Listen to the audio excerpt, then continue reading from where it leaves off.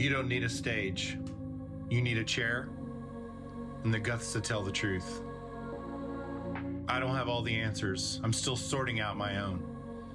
But I've learned that when we name something, we drag it into the light, and it doesn't own us the same way anymore. This is for anyone else who's tired of bluffing and just wants to name what's real while we build. Most weeks it's me, sometimes a guest. Always becoming, always honest. This is no stage, just a chair.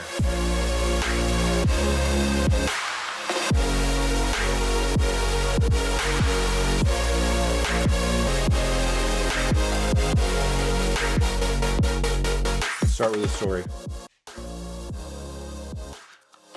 Several years ago, I'm sitting in a green room at an event that we were at and having a conversation, and I'm talking to this guy who's a leader, runs a company, and we discover he's a guy from Chicago. And as we're talking, I find out that he's actually the boss of a good friend of mine. Didn't have any idea. Thought it was really interesting. As soon as he found out that I knew Brandon, my good friend, he said, "Man, Brandon's stock is up. Everything he does such a great job, and he's just this and this." And he said all these really nice things about Brandon, and something about it just itched at the back of my brain because it just felt weird and wrong. And I couldn't put my finger on it. And we're in a larger group, and there's several people sitting around the table, and he's bragging about Brandon, and the ways that he's talking about him just hit me wrong.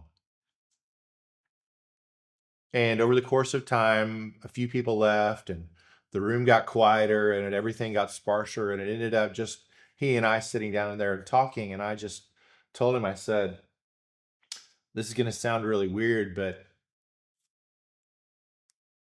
I really don't like how you're talking about Brandon." And he said, "What do you mean?" I said, "You use this phrase, his stock is up. And I know that you mean it in a nice way." But I told him, I said, stock is up is how we talk about a commodity. It's not how we talk about a person. Stock is up is not how we talk about a human being. It's how we talk about a thing that we buy and sell and use. And for some of you, you look at me saying that, and you listen to me saying that and think, "Oh, Brian, it's not that deep." But I think that it is. I really do think it is that deep. Because when we start to talk about people using the same words as we use for commodities, as we talk about people as if they're assets or resources, then we dehumanize them. Because when we think about them as commodities, then we talk about them as commodities, then we begin to treat them like commodities because our words carry meaning. Our words instruct us in how to approach these things. Our words instruct us in how to treat these people. Our words instruct us as to how we value these people. Because the reality is, Brandon has value when he's not performing. Brandon is valuable even on his hard days. Brandon is valuable because as a human, he is valuable. And whenever we tie somebody's value solely to their performance on a daily basis, then we end up with this no days off mentality. And I want you to hear me when I say that.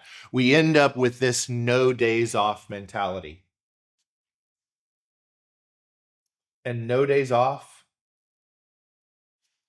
will destroy us. It will wreck us from the inside out. No days off turns Saturday into anxiety. It turns Sunday into dread for the weekend to be over. It turns our weekend into the fear of what we will find when we get back on Monday. And it erodes our ability to be present with our family and actually enjoy the things that we are working so hard to enjoy. Think about that for a second. The no days off mentality turns Saturday at the soccer field with your kids into anxiety. We can't live that way. And our value is not tied to our performance in every moment, in every gap, in every breath, in everything that we do, because that's just not how humans work. And where it's left us,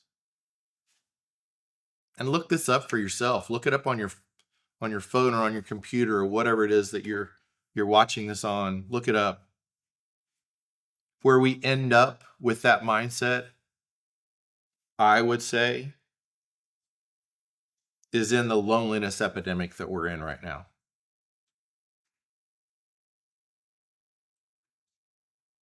We're in a loneliness epidemic. Mental health is struggling. More people are being treated for mental health. More people are medicated. But the overall outlook on our mental health as a society is at an all-time low. I have conversations constantly with entrepreneurs who feel alone, who feel isolated, who don't feel connected, who feel like they don't know anything outside of their own little bubble. It was Taylor and I talking before this podcast about some of the struggles that I'm encountering in business, and him saying, I'm doing the same things. I feel the same things. And it's good to know that I'm not the only one. And the only way that we get to those conversations is if we actually start to say out loud the areas where we're struggling, the areas where we feel alone, the areas where we feel vulnerable.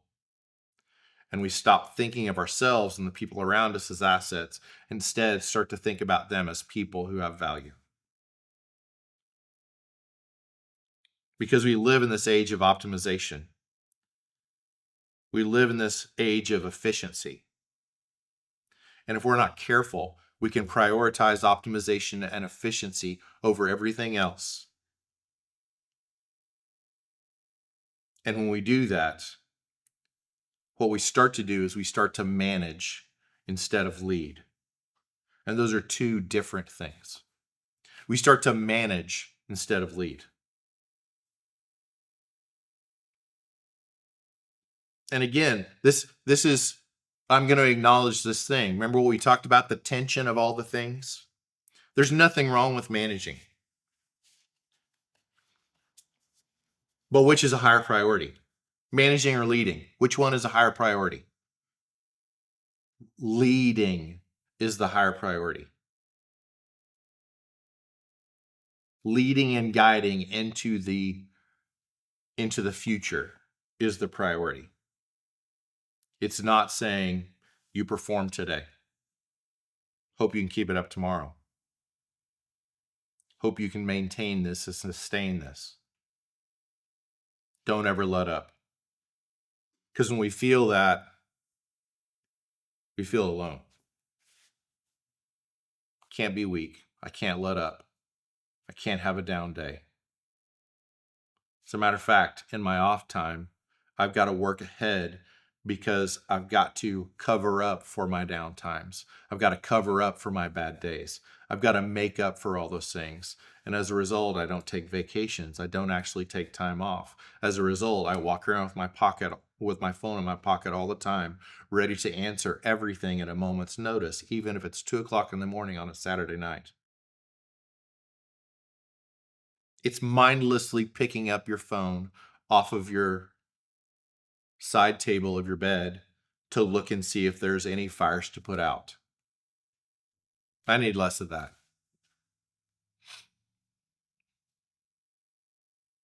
I don't need more managers. I need more leaders. I can remember years ago, I was having a really hard time, and I just lost my dad. And it was a Sunday morning. I was at church,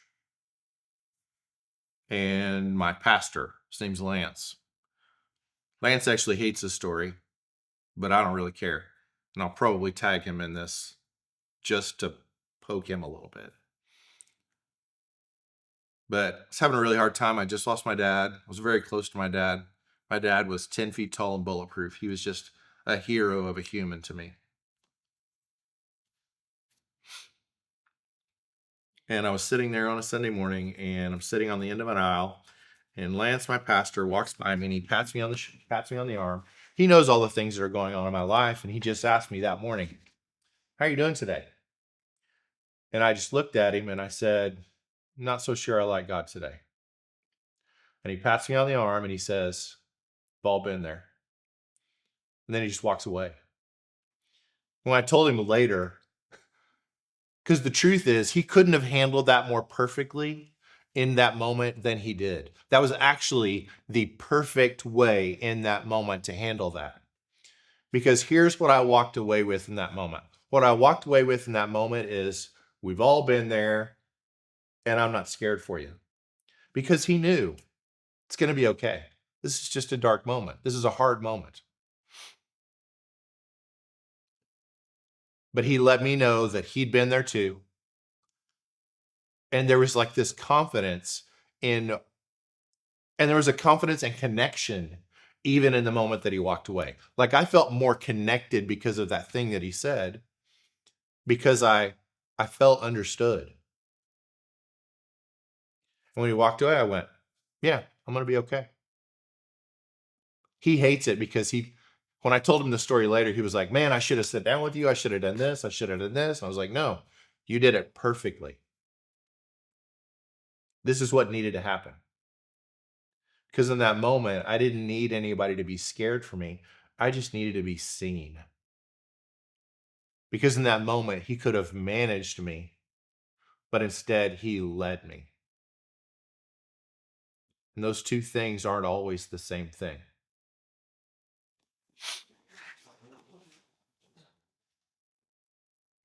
He wasn't trying to make me efficient.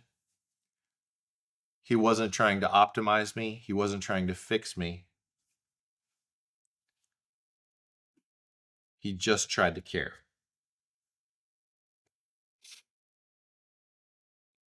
When we start with this culture of efficiency and productivity, then we begin to treat each other like commodities. We say that your stock is up. We rave about your performance. And it's fine to be excited about the things that somebody's doing. It's fine.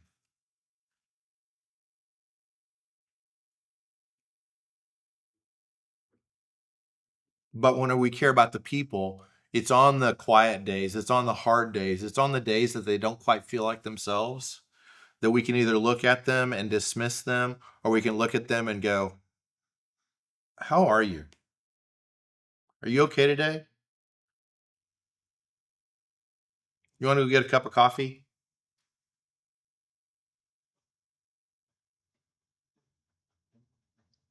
What about the days that we look at people and we go, "You need to go home"? Not because I'm pissed at you, but because you need to reset.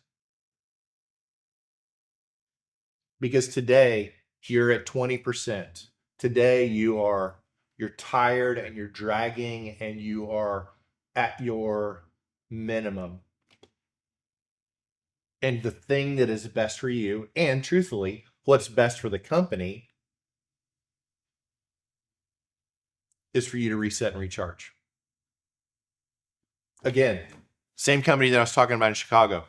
They had this thing. So we just talked about leadership having the wrong focus, but at the same time, they actually had this policy that I thought was really interesting. In Chicago, in the winter, they have this thing called the doldrums. They refer to it as the doldrums. If you're a Chicago person, in the comments say, yes, we do call it the doldrums, or we call it this or whatever, but we called it the doldrums. They had this deal with their staff that they gave an extra week of vacation and $1,000 bonus. And the only thing they asked of you was to take, you had to spend that $1,000 on going somewhere sunny, spending a week somewhere sunny between November and February.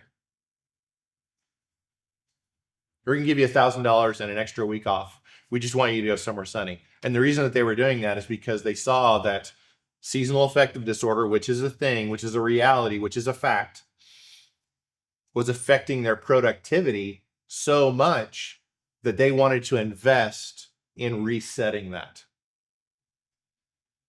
And it was worth $1,000 and an extra week of vacation in order to reset that, in order to care for the person and lead them more than manage them. Holy smokes.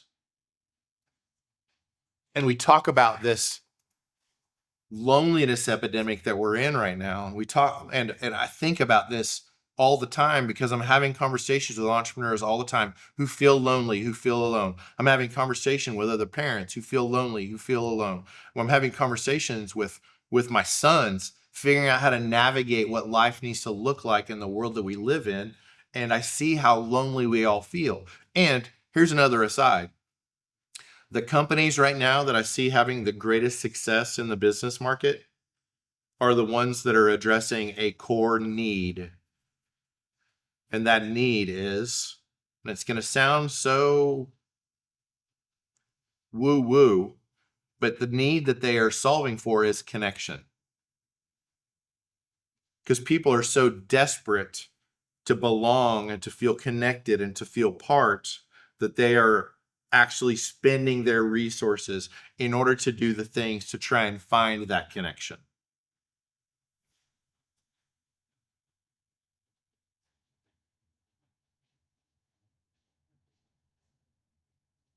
I referenced a couple minutes ago about my dad passing away.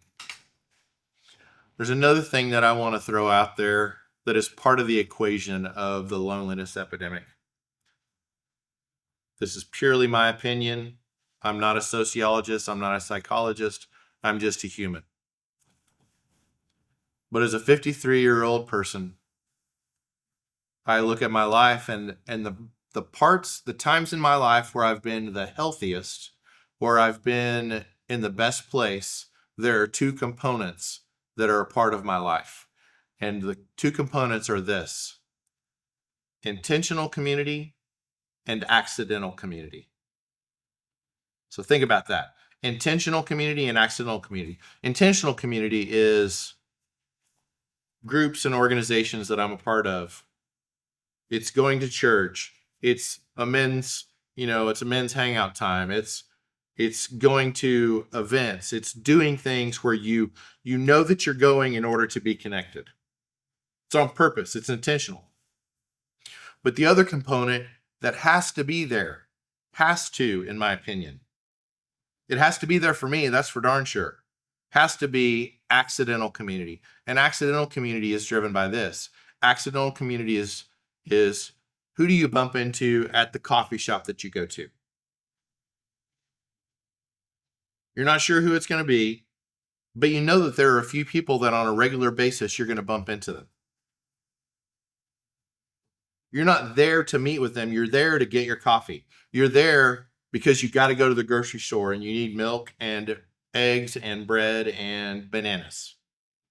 You are going to this restaurant that you really enjoy. And in going to this restaurant you really enjoy, you start to spark up this relationship with this waiter or waitress that you see every time you're there. Those are accidental things. You're not there for them. You're not there for those relationships, but those are the byproduct of you showing up consistently. Does that make sense? So there's accidental community and there's intentional community. On the accidental community, when I lost my dad, it was a hard time for us. It was pretty dark time. He went from healthy and well to sick and died fairly quickly. And when all that happened, I kind of holed up for a while because I didn't have the energy to hold it all together in public. I didn't have the energy to go to happy hour where I knew that somebody was going to ask me how I'm doing. I didn't have the energy to go to church. I didn't have the energy to go to a small group. I didn't have the energy to do any of that because I felt the pressure to hold it together, to put it together, to hold it all in, at least to be polite and not fall apart. So I just kind of I was a little bit of a ghost for about 4 weeks. But in the middle of being a ghost for about 4 weeks, I'm also a dad. So it was probably a Tuesday, and my son was out of bananas, and my son ate a banana every day. So I had to go to the grocery store. Hey, while I'm there, I'm going to get some bananas. I'm going to get some avocados. I'm going to go get some milk because I need all these things. They're parts of regular everyday life. And when I do that, I'm standing in the back row, probably in a hoodie, feeling like a mess. And my neighbor, Chris, who I knew, didn't know well, but I knew. My neighbor, Chris, who lived one block over, his fence backed up to my fence. So we knew each other well enough. We'd seen each other when we walked around. We knew enough about each other. And he saw me in the grocery store. And I'm in the grocery store knowing what a mess and a wreck that I am. And he just simply said, "How are you doing?" For the better part of 45 minutes, I just ugly cried on the back row in the milk section of my local grocery store because I bumped into somebody that cared. And I'll never forget that. I'll never forget that. I had other friends that could have shown up, but right then I was just in maintenance mode. I'm just trying to survive. I'm just trying to protect what little sanity that I have in this season. But Chris stepped in and said, "How are you?" And it was the thing that I needed. So here's the thing that I want you to think about.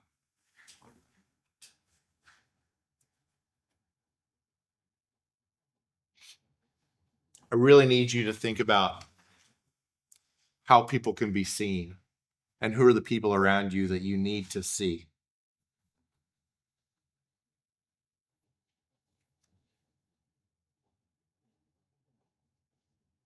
I need us all to think about how lonely our world is right now with our Zoom calls and our phone calls and our things.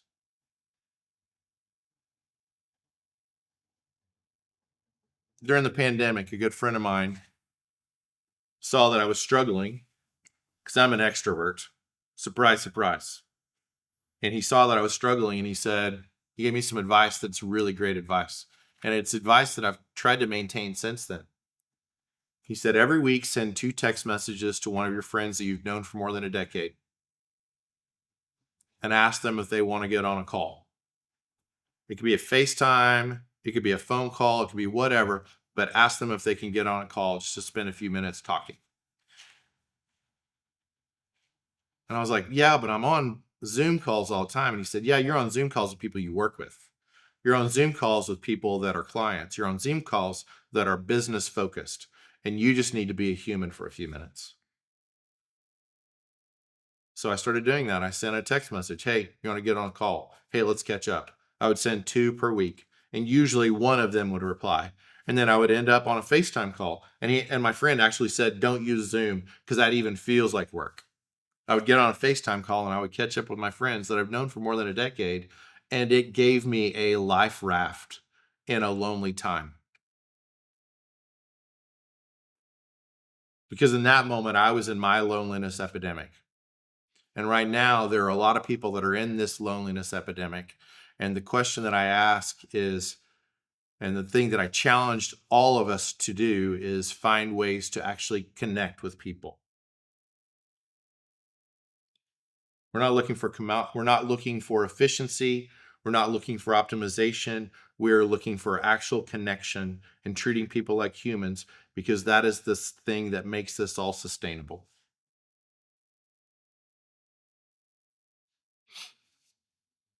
Because people are lonely. People feel misunderstood. People feel angry. People feel replaceable. People feel like they don't even belong anymore. And none of us win in those moments. In those moments, we are working without a safety net. And in those moments, we feel at risk and precarious.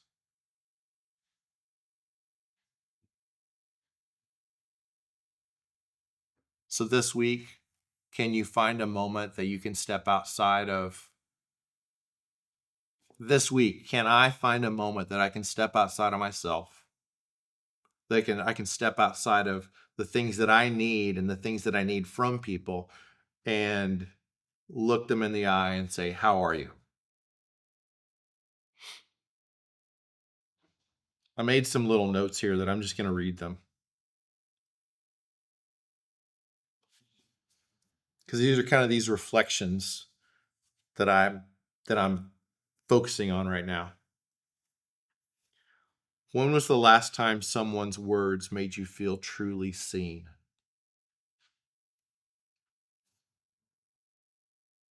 Have you been confusing connection with contact?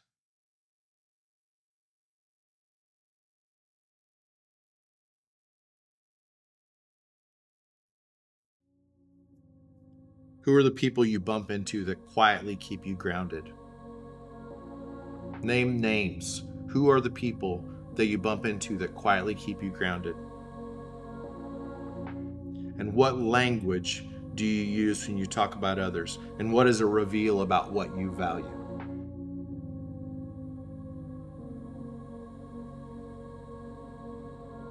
These are the questions I'm wrestling with. And this is where I say it messy before you might assume that it was tidy all along. See you next week.